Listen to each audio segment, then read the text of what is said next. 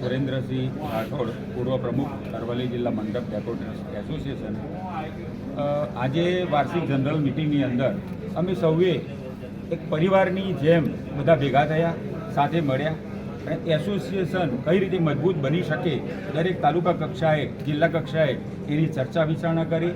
સૌ સાથે મળી અને અમારા એસોસિએશન વિશે લોબી ચર્ચા કરી, પરિવાર સુરક્ષા કવચ અમારી જે ચાલી રહી છે એ વિશે પણ અમે ચર્ચા કરી કે દરેકને આજે 7 લાખ રૂપિયાનો ગુજરાત મંડપ એસોસિએશન લાભ આપે છે તો એનો એક વીમો આવે છે, એ વીમો લેવા માટે બધાને પણ વિનંતી કરી અને અમે આજે મોટી સંખ્યામાં બધા વેપારીઓ બધા મળી અને અમે સરસ મજાના સંગઠન વિશે ચર્ચા કરી છે અને આવનારા સમયમાં અમે બહુ મોટું સંગઠન બનાવવા જઈ રહ્યા છીએ.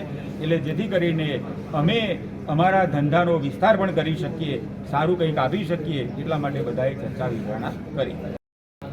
મારું નામ પટેલ દીપક કુમાર વિઠ્ઠલભાઈ વાડિયા, હું અરવલ્લી જિલ્લાનો એસોસિએશનનો પ્રમુખ છું.